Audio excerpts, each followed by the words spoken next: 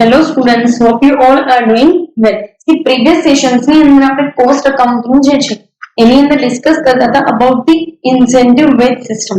બરાબર, જેમાં આપણે જોયેલું કે ભાઈ અલગ અલગ ટાઈપની Halsey plan, Rowan plan, Taylor's plan, then comes to the Bendix plan as well as immersion and Gantt and જે કાંઈ પણ મેરિક્સ ના પ્લાન્સ છે એ બધા પ્લાન આપણે ટર્ન બાય ટર્ન જે છે ડિસ્કસ કરવી. Fine. So now we are focusing on to the group incentive plans. આ કોઈ સાયન્ટિસ્ટ, આ કોઈ ઇકોનોમિસ્ટ કે કોઈ અકાઉન્ટન્ટ કે કોઈ સાયન્ટિસ્ટ લોકો કે જેને ઇન્ડસ્ટ્રી ઉપર એક્સપેરિમેન્ટ કર્યા હોય ને એવી રીતે આપેલું નથી. આ વસ્તુ જે છે it is the entirely concept given by the governments of some countries. બરાબર, initially it was started in the all developed countries અને પછીથી તો જે છે એ આપણી કન્ટ્રી જે છે એની કંપનીઝ પણ એ વસ્તુને અડોપ્ટ કરવા માંડી. Fine. So that is the on the basis of group incentive plans કે જેમાં તમને ગ્રુપ વાઇઝ કેવી રીતે તમારા એમ્પ્લોઈઝ લોકો જે છે એને તમારે ઇન્સેન્ટિવ આપવા ઓર એલ્સ કે તમે એ લોકોને સેટિસ્ફાઈ કરી શકો છો with the your method of giving incentive. First આપણે જોઈએ કે ભાઈ શું છે આ વસ્તુ. Then we will move to the either parts જેમાં તમને બે પાર્ટ્સ આપેલા છે પ્રોફિટ શેરિંગ એન્ડ કો પાર્ટનરશિપ. ફાઇન. સો પછી આપણે either parts છે જેના ઉપર ડિસ્કસ કરશું. ફર્સ્ટ જોઈએ શું કહે છે તો કે a group bonus is divided among groups of workers in proportion to their basic wages earned by them. બરાબર, ગ્રુપ બોનસ કે ગ્રુપ ઇન્સેન્ટિવ જે છે ને કેવી રીતે આપવામાં આવતા હોય તો કે કોઈ જે કાંઈ પણ વર્કર્સ છે એને બેઝિક વેજીસ કેટલા અર્ન કરેલા છે ને એના બેઝિસ ઉપર. બરાબર. સો એના બેઝિક જે કાંઈ પણ તમે ડિસાઈડ કરેલું હોય કે ભાઈ ડે વેજીસ માટે આ વ્યક્તિને 200 રૂપિયા કે 500 કે 1000 આપવામાં આવે છે તો પછી એ પ્રમાણે એના પ્રપોર્શનેટલી એને ગ્રુપ બોનસ આપવામાં આવશે. શું કે છે તો કે where management decided to create team spirit among workers કે જ્યાં મેનેજમેન્ટ લોકો એવું ડિસાઈડ કર્યું છે કે ટીમ સ્પિરિટ જે છે એ વધી શકે. ગ્રુપ ઇન્સેન્ટિવ પ્લાન જે છે એને એટલા માટે ઇન્ટ્રોડ્યુસ કરવામાં આવે છે. ફાઇન. જે કાંઈ પણ કંપનીઝ લોકો હોય છે એનું ટીમનું સ્પિરિટ કેવું સચવાઈ રહે છે કારણ કે એ લોકો કરે છે એવી રીતે ફોર્મ કે તમે આઉટ ઓફ ધી ટીમ જાઓ ને એટલે તમને મળતા ઇન્સેન્ટિવ બંધ થઈ જાય. તમને જેટલા પણ ઇન્સેન્ટિવ મળે છે ને એ મળતા બંધ થઈ જાય. કેવી રીતે તો કે એ લોકોએ ડિસાઈડ કર્યું છે કે ભાઈ ટીમમાં તમે કામ કરો છો અને એ ટીમ સારી રીતે કામ કરશો તો તમને ઇન્સેન્ટિવ આપવામાં આવશે. એટલા માટે જ આ પ્લાન જે છે એને ઇન્ટ્રોડ્યુસ કરવામાં આવ્યો છે. In group incentive plans the following schemes are introduce. બે ટાઈપની સ્કીમ જે છે એ ગ્રુપ ઇન્સેન્ટિવ પ્લાન્સની અંદર ઇન્ટ્રોડ્યુસ કરવામાં આવેલી છે. કઈ બે તો કે પ્રોફિટ શેરિંગ એન્ડ કો પાર્ટનરશિપ. પ્રોફિટ શેરિંગ નું નામ તમે કદાચ પહેલા પણ સાંભળેલું હશે.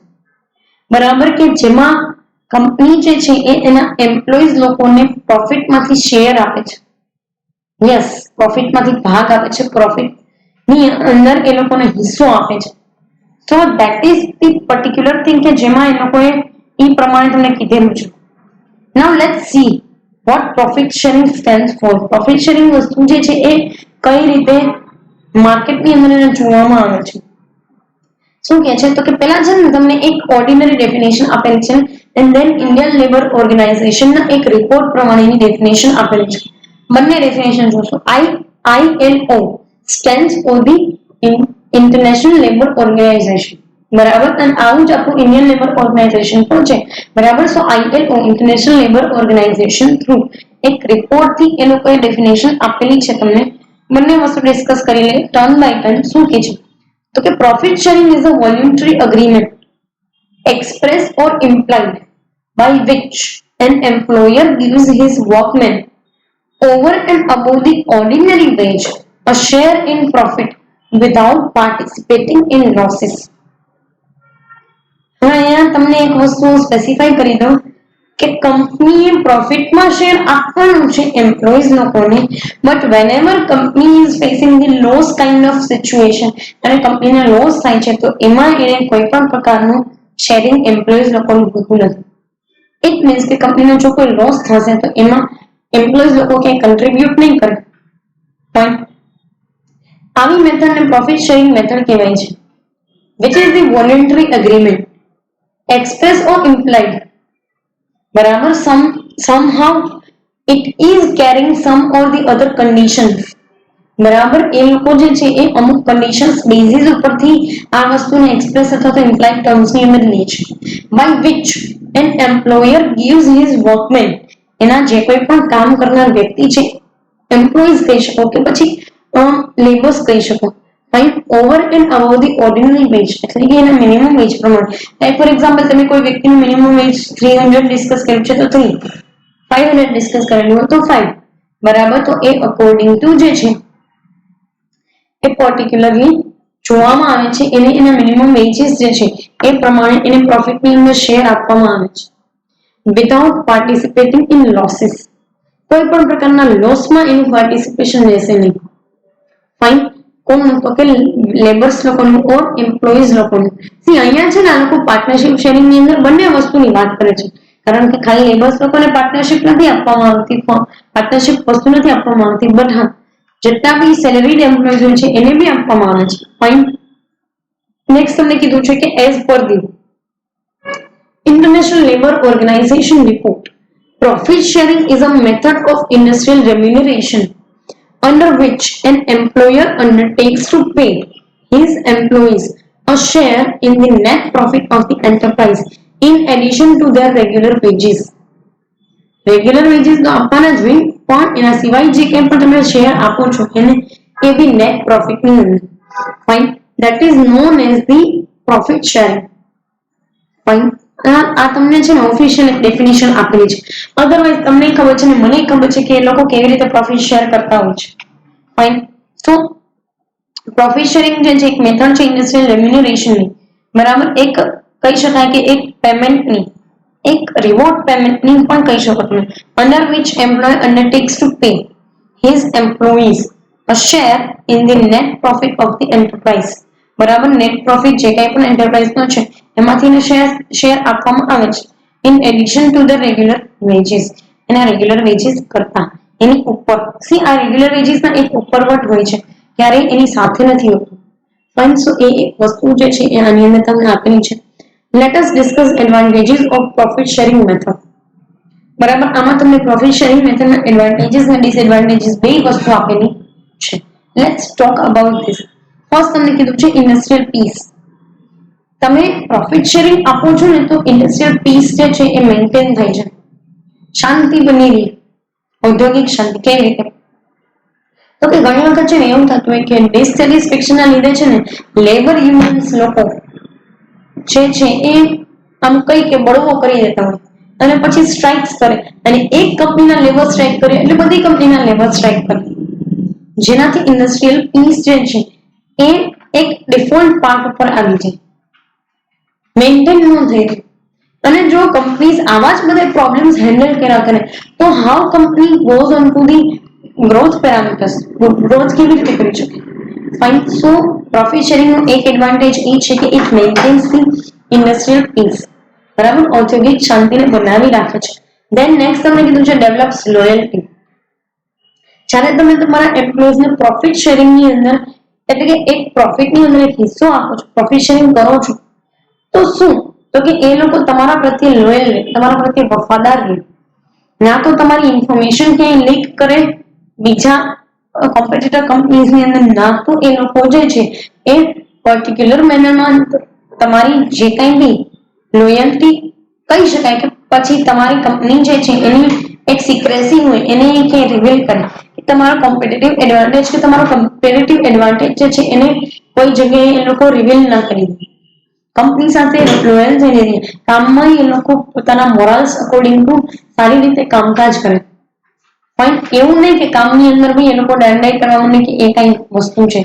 તો એ પ્રમાણે જે છે આ લોકો પ્રોફિટ જે છે ને પ્રોફિટ શેરિંગના બેનિફિટમાં લીધેલું છે કે ભાઈ ઇટ ઇન્ક્રીઝિસ ધી લોયલ્ટી, બરાબર. એ જે કંઈ પણ વસ્તુ છે એ પર્ટિક્યુલર મેનરની અંદર તમારા એમ્પ્લોયની લોયલ્ટીને ડેવલપ કરે છે. નેક્સ્ટ તમને કીધું રિડ્યુસિસ વેસ્ટેજીસ.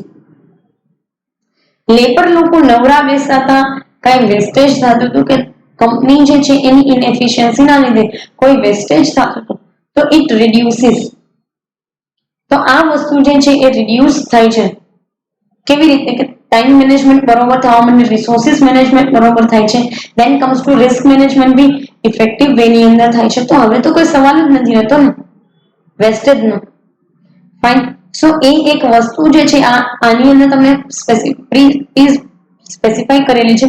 નેક્સ્ટ તમને કીધું છે કે રિડક્શન લેવલ ટર્નઓવર.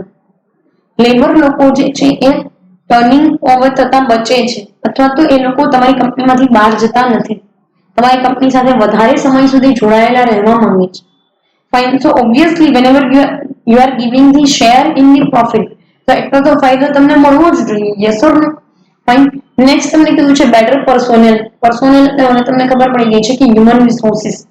ફાઇન. તો તમને એક ઇફેક્ટિવ પર્સોનલ જે છે એ મળી રહે છે. એવા લોકો કે જે સાચે જ કામ કરવા તૈયાર છે, જેને ખબર છે કે મને મારા પૈસા કરતા ઉપરવટ જઈને કંપની પૈસા આપે છે, તો મારે કંપની સાથે જોડાયેલું રહેવું જોઈએ. તો બેટર પર્સોનલ, સારા હ્યુમન રિસોર્સિસ મળવાની વાત કરે છે. દેન તમને કીધું છે develop team spirit. Team spirit જે છે એને તમે ડેવલપ કરી શકો છો. ફાઇન. અને સીધી વસ્તુ છે કે તમે અહીંયા જે છે એના માટે તમે એફર્ટ્સ કરો છો. ટીમ જે છે એના એફર્ટ્સને વધારવા માટે છે. ફાઇન. સો તમને એક વસ્તુ આપેલી છે કે ડેવલપ ધ ટીમ સ્પિરિટ. તમે ટીમ ફોર્મ અપ કરેલી છે, ગ્રુપ ફોર્મ અપ કરેલા છે just to make them efficient. તો એના માટે જે છે એ તમને ફાયદો રહે છે. ફાઇન. અને કામે જલ્દી થાય, એનાથી સ્પીડની વર્ક થાય. નેક્સ્ટ તમને કીધું છે ડિસએડવાન્ટેજીસ. ફર્સ્ટ જ એવું કીધું છે ડિસએડવાન્ટેજીસમાં કે લેસ ઇફેક્ટિવ. લેસ ઇફેક્ટિવ એટલે કેવું? તો કે પ્રોફિટ શેરિંગ ની અંદર છે ને એટલી બધી લોકો જે છે એ પ્રોફિટ તો તમને એક વર્ષે જે છે એમાં શેર આપવામાં, ડિસ્ટ્રીબ્યુટ કરવામાં, આખા વર્ષ માટે તો આ નથી ને. તો આખા વર્ષની અંદર તો ઘણી બધી વખત ડિસેટિસ્ફેક્ટરી એલિમેન્ટ જે છે એ ક્રિએટ થાય, કારણ કે આ વસ્તુ તો વર્ષની અંદર એક જ વાર ડિસ્ટ્રીબ્યુટ કરવામાં આવતી હોય છે. ફાઇન.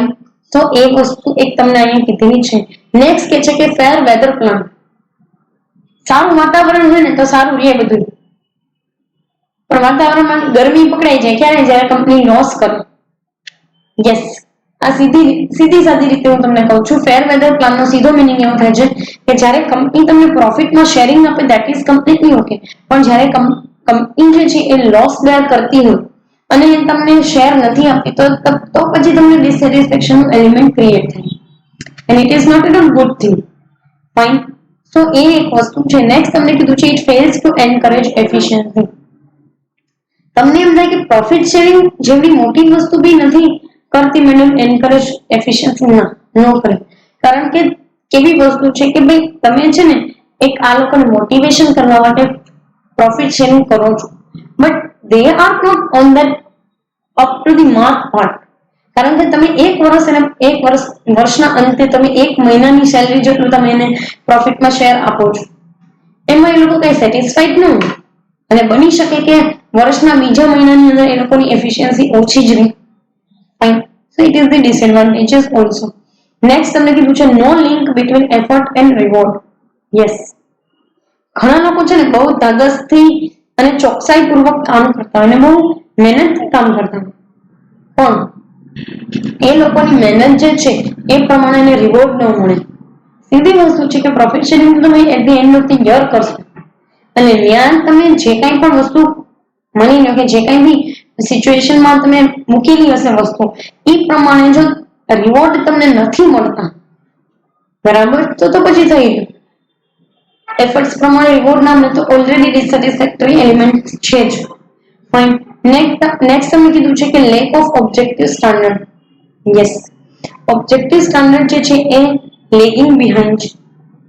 કારણ કે સીધી વસ્તુ છે કે તમે તમારા ઓબ્જેક્ટિવ્સ અને તમે એ લોકોને જે કાંઈ પણ સ્ટાન્ડર્ડ્સ આપેલા હતા કે ક્યારેય આપેલા નથી, સ્ટીલ એ ઓબ્જેક્ટિવ અચીવ થાય કે ન થાય, you are giving them profit sharing. Yes or no? You are giving them sharing the profit, which creates disadvantages parts for you as a businessman. Next તમને કીધું છે negligible share. Obviously આજે હું મારી મહિનાની સેલરી 30,000 થતી હોય અને મને આખા વર્ષના અંતે પ્રોફિટમાંથી 30,000 નો ભાગ મળે છે, it is the negligible share. 30,000 ને 30,000 ભાગ્યા 12 તમે ડિવાઈડ કરો તો એની કાંઈ કિંમત નથી એક મહિના માટે. Yes or no? So that is the thing, and that creates the disadvantageous part. Next તમને કીધું છે opposed by trade unions. Yes, profit sharing હંમેશા ટ્રેડ યુનિયન્સ અને ટ્રેડ યુનિયનના ઘણા બધા એવા ઇશ્યુઝ રહેતા જ હોય છે, તો એનાથી જે છે એનો કઈ એક ઓપોઝિશન મૂકેલું છે આના માટે.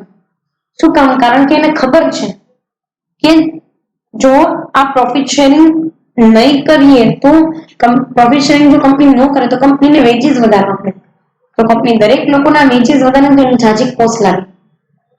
યસ ઓર નો? અને કંપની હંમેશા પ્રોફિટ શેરિંગ ઉપર ફોકસ કરે છે કારણ કે કંપની માટે બેનિફિશિયલ છે અને એ લોકો એ વસ્તુને દરેક જગ્યાએ ટેક્સની એની અંદર જે છે એ બતાવવું હોય તો બતાવી બી શકે છે. હા, એ તો એન્ટાયરલી ચોઇસ હોય છે કંપનીની, કારણ કે કંપનીને એ રૂલ્સ રેગ્યુલેશન્સ લાગુ પડે છે કે બટ હા, એવા બેનિફિટના લીધે જે છે એ ટ્રેડ યુનિયન્સ એને અપોઝ કરતા હોય છે. નેક્સ્ટ તમને કીધું છે કે causes in industrial unrest. Yes, industrial unrest કે ઇન્ડસ્ટ્રીયલ કહી શકાય કે એક એવો અનરેસ્ટનો માહોલ ઉભો કરે કે જેમાં દરેક લોકોને પોતપોતાની સાઈડથી ઇન્જસ્ટિસ ફીલ થાય. દેવાવાળાને એની સાઈડથી ઇન્જસ્ટિસ ફીલ થાય, લેવાવાળાને એની સાઈડથી ઇન્જસ્ટિસ ફીલ થાય. અને આ ટ્રેડ યુનિયન્સ ને લેબર યુનિયન્સ વાળા તો અલગથી જ વચ્ચે આવતા હોય, એ આખી અલગ વસ્તુ છે. ફાઇન. સો એ એક મેનરની અંદર તમને વસ્તુઓ કીધેલી છે કે causes the industrial unrest. Now let's focus on the co partnership part. અત્યાર સુધી આપણે જે ડિસ્કસ કર્યું it was the profit sharing. Now let us focus on the co partnership part. કાંઈ છે નહીં, આ ત્રણ જ વસ્તુ તમારે જે છે એ સમજવાની છે. શું છે? તો કે કો partnership is a step ahead of profit sharing. Profit sharing કરતા એક લેવલ અપ. એ તમને ખબર છે કે કો પાર્ટનરશિપ શું છે? શેર્સ આપવામાં આવે છે કંપનીને in particularly about the profit of the company. Profit નથી આપતો, but we are giving the shares of the company. જોઈએ શું કે છે. Under co-partnership schemes, workers are entitled to participate in company's management also. For this purpose, they are given shares of the company. Co-partnership એટલે તમે તમારા employees લોકોને કંપનીમાંથી અમુક શેર્સ આપો છો, number of shares. Like for example 10 shares, 15 shares, એ તો જે તમારા હિસ્સામાં આવતા હશે એ પ્રમાણે આપશે. ફાઇન. સો એ પ્રમાણે આ લોકોએ તમને કીધેલું છે કે they are giving the shares. અને હા, એક વસ્તુ છે કે મેનેજમેન્ટની અંદર બી પાર્ટિસિપેટ કરી શકે લોકો. જો it particularly employees receives a share in its profit in addition to wages.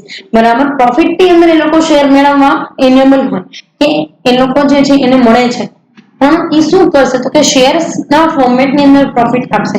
Profit નો જેટલો પોર્શન તમારા હિસ્સામાં આવતો હોય ને એટલી પ્રાઇસ ના એ લોકો તમને શેર અલોટ કરશે. Fine. So in addition to veggies, veggies જે છે એના અબાઉ જે છે તમને પ્રોફિટ આપવામાં આવે.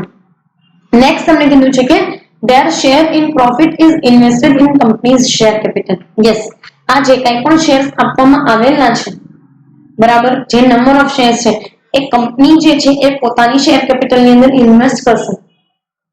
યસ ઓર નો? એ પૈસા જે છે એ લોકોના ભાગના દેવાના પૈસાથી એમાં ઇન્વેસ્ટ કરે છે અને આ લોકોના નામે શેર ટ્રાન્સફર કરી દેશે. યસ ઓર નો?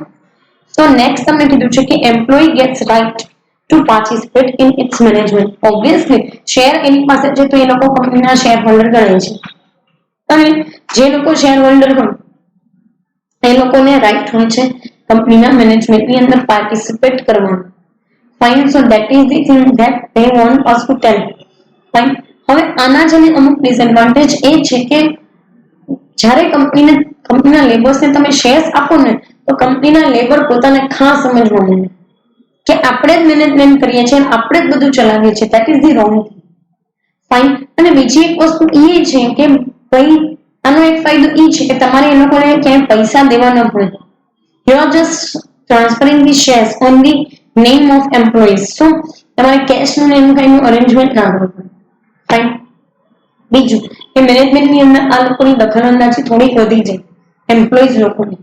એ લોકો એમ્પ્લોઈઝ મળીને શેર હોલ્ડર્સ બની ગયા એટલા માટે. Fine, so that is the thing and that is the somehow disadvantageous part. So અહીંયા આપણો theoretical part જે છે ને એ complete થઈ છે. બરાબર, here we are completing the theoretical part of labor cost. Coming sessions ની અંદર આપણે ઇલસ્ટ્રેશન્સ જે છે એને ડિસ્કસ કરશું અને ઇલસ્ટ્રેશન્સ ની સાથે સાથે તમને પ્રેક્ટિકલ સમ્સ પણ કરાવી દઈશ. આ બી મટીરિયલ કોસ્ટ જેવું થોડાક ઈઝી ઇલસ્ટ્રેશન છે તો યાદ રાખવા તમને ઈઝી પડશે. And so go for these things. હું તો તમને ખાસ કહું છું કે જો મટીરિયલ અને લેબરમાં તમે કોપ અપ કરી શકતા હોય બે વસ્તુમાં તો તમે જાઓ, કારણ કે એમાં તમારી પાસે ચોઇસ છે કે થિયરીના અથવામાં તમને પ્રેક્ટિકલ ક્વેશ્ચન છે, અને એ બી ઇફેક્ટિવ ચોઇસીસ, કારણ કે બંને વસ્તુ સાવ ઇઝી છે. એમાં બી હજી હું તમને કહું તો લેબર કરતા બી મટીરિયલ સાવ ઇઝી છે. ફાઇન, લેબરની અંદર તો તમારે દરેક પ્લાન વાઇઝ જવું પડશે અને એ વાઇઝ તમારે યાદ રાખવા પડશે ફોર્મ્યુલા જાજા છે. એમાં બી વેજ રેટના કેલ્ક્યુલેશન અને ટર્નઓવરના ફોર્મ્યુલા. ફાઇન, સો એ બધી વસ્તુ જોશું કમિંગ સેશન. પર્ટિક્યુલર આ સેશન માટે અહીંયા સુધી રાખીએ. Thank you so much.